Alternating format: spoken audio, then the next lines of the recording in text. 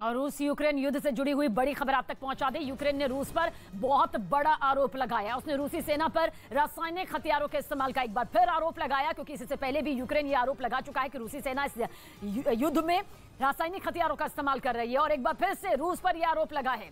Ukraine के मुताबिक रूसी सेना ने इसका इस्तेमाल मारियोपोल शहर में किया, वो शहर जो युद्ध शुरू होने के बाद से ही महातबाही झेल रहा है। यूक्रेन का दावा है कि मारियोपोल पर कब्जे के लिए अब तक रूस ने रासायनिक हथियारों का इस्तेमाल शुरू कर दिया है।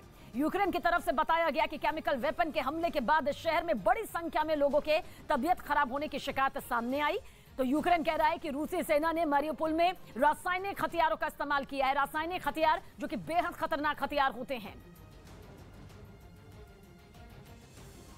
Один з рупорів окупантів заявив про те, що вони можуть застосувати хімічну зброю проти захисників Маріуполя. Розглядаємо це максимально серйозно.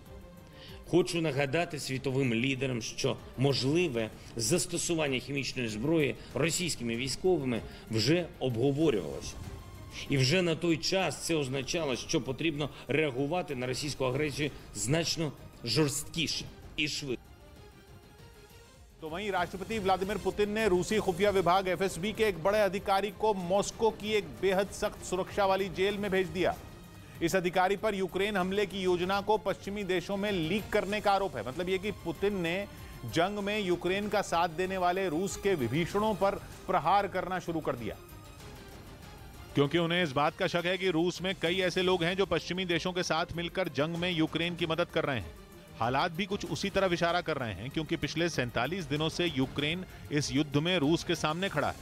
उस रूस के सामने जिसके पास दुनिया की दूसरी सबसे बड़ी फौज है, वो रूस जिसके पास परमाणु बमों का जखीरा है, बमों का बाप, और उसके साथ ऐसे ऐसे हथियार जिनके आगे किसी भी देश की सेना न टिक पाए। लेकिन इसके बाद भी रूस अब तक यूक्रेन को जीतने में कामयाब नहीं हो सका।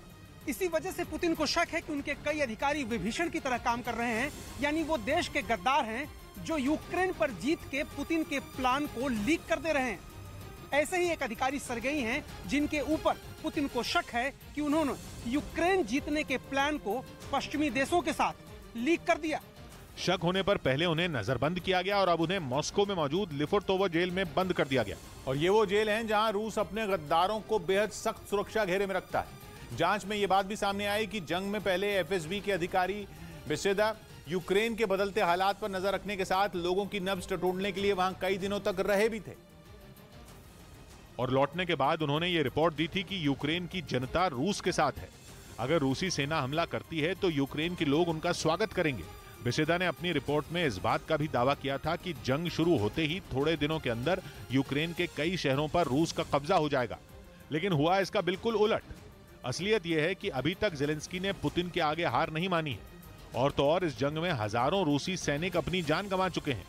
रूसी सेना के कई बड़े जनरल मारे जा चुके हैं। कई मोर्चों पर तो यूक्रेन की सेना ने रूसी सैनिकों को पीछे तक धकेल दिया है। कीव पर कब्जा नहीं होने के बाद रूस को अपनी रणनीति तक बदलनी पड़ी। मतलब ये कि सर्गेई बेसेदा ने युद्ध से पहले जो खुफिया सूचना रूस को दी थी वो गलत साबित हुई। इसी वजह से ये शक और गहरा गया कि इस विभीषण की वजह से रूस का यूक्रेन को जीतने का प्लान पश्चिमी देशों में लीक हो चुका है। और वहीं यूक्रेन ने जंग छिड़ने के बाद से अब तक मारियोपोल में 10,000 से ज्यादा लोगों के मारे जाने का दावा किया। यहां युद्ध की शुरुआत से ही रूसी सेना और चेचन लड़ाकों के साथ यूक्रेन की सेना की भीषण जंग जारी है, जिसने पूरे मारियोपोल को खंडहर में बदल दिया। रूसी सेना और चेचन लड़ाकों के मिसाइल हमलों, टैंकों से बरसाए गए गोलों ने मारियोपोल की ऐसी हालत कर दी जिसे अब शहर कह पाना भी मुश्किल है। पूरे शहर की शायद ही ऐसी कोई इमारत हो जिस पर हमले के निशान न हो। वहां ड्रोन से ली गई तस्वीर ने इस बात की गवाही भी दी। वीडियो में मारियोपोल में रूसी बमबारी में तबाह हुए थिएटर को दिखाया गया। बमबारी में थिएटर के सामने का हिस्सा भले ही थोड़ा ठीक ठाक दिखाई दिया, लेकिन जैसे ही ड्रोन छत के ऊपर पहुंचा तो ऐसा लगा जैसे कोई मलबे का ढेर हो। और सिर्फ थिएटर ही नहीं बल्कि शहर के ज्यादातर हिस्सों में हालात ऐसे ही दिखाई दिए। क्योंकि मारियुपोल पर कब्जे के लिए बीते 1.5 महीने से भयानक युद्ध जारी है। वहां के मेयर ने दावा किया कि इतने दिनों से चल रही इस जंग में रूसी सेना और चेचन लड़ाकों ने शहर में नरसंहार को अंजाम दिया और इनके हमले में अब तक वहां 10,000 से भी ज्यादा लोगों की मौत हो चुकी है। यही नहीं, मारियुपोल के मेयर ने तो यहां तक कह दिया कि मरने वालों की संख्या 20,000 को भी पार कर सकती है। उन्होंने आरोप लगाया कि रूस की सेना मदद लेकर आने वालों को शहर के अंदर आने की इजाजत नहीं दे रही, क्योंकि उन्हें डर है कि इससे शहर के अंदर उनकी सेना के नरसंहार का सच सामने आ जाएगा। मारियुपोल के मेयर ने रूसी सेना पर सबूत मिटाने के लिए शहर में शव जलाने वाली गाड़ी के इस्तेमाल का भी आरोप लगाया और दावा किया कि रूस के सैनिक मारे गए नागरिकों को उन्हीं गाड़ियों में डालकर जला दे रहे हैं।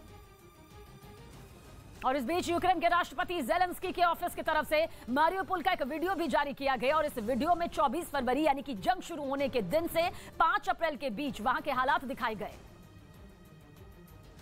और इस वीडियो की शुरुआत एक बिल्डिंग पर हुए मिसाइल हमले से हुई।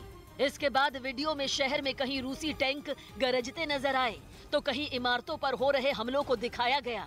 वहां अपनी आंखों के आगे सब कुछ तबाह होते देख रोते बिलखते लोग भी नजर आए। अस्पतालों में घायल बच्चों का इलाज होता दिखाई दिया तो कहीं किसी बच्चे की मौत पर फूट फूट कर रोते परिवार वाले दिखे। यही नहीं, वीडियो में एक जगह खोदा गया एक बड़ा सा गड्ढा दिखाई दिया जिसमें लोग कई शव डालते नजर आए। यूक्रेन की तरफ से जारी किए गए वीडियो के अंत में एक बच्ची दिखाई दी जो जंग के जल्द खत्म होने की प्रार्थना करती नजर आई। उधर हथियारबंद रूस समर्थित विद्रोहियों का एक काफिला मारियुपोल शहर की तरफ बढ़ता दिखा, जिसका एक वीडियो भी सामने आया, जिसमें जेड निशान बने टैंक के साथ कुछ जवान सड़क से गुजरते नजर आए। दावा किया गया कि ये रूस समर्थित विद्रोही थे और मारियुपोल के अंदर घुसने की कोशिश कर रहे थे। शहर में घुसने से पहले कुछ जवान टैंकों को मिसाइलों से लोड करते दिखे। वहीं जमीन पर भी कई छोटी मिसाइलें पड़ी दिखी।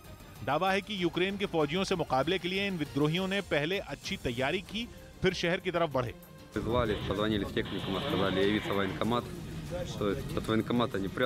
सामने आई तस्वीरों में एक टैंक शहर की तरफ बढ़ता दिखाई दिया, जबकि कुछ सैनिक गश्त करते नजर आए।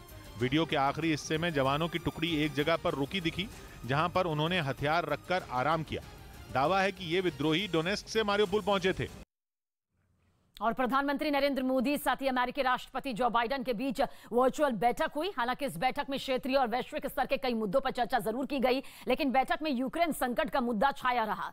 पीएम मोदी ने रूस यूक्रेन युद्ध पर अपना रुख साफ किया। पीएम मोदी ने दोनों देशों के शीर्ष नेताओं को सीधी बात करने की नसीहत भी दी। उन्होंने कहा कि रूसी राष्ट्रपति व्लादिमीर पुतिन और यूक्रेन के राष्ट्रपति ज़ेलेंस्की को आमने सामने बैठकर बात करनी चाहिए।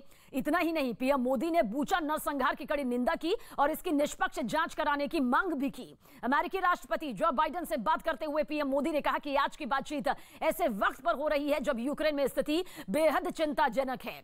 बातचीत के दौरान पीएम मोदी ने कहा कि कुछ हफ्ते पहले तक यूक्रेन में 20,000 से ज्यादा भारतीय यूक्रेन में फंसे हुए थे, जिनमें काफी तादाद में छात्र थे। उन्होंने बताया कि काफी मेहनत के बाद वहां फंसे लोगों को सकुशल वापस लाया गया। हमारी बातचीत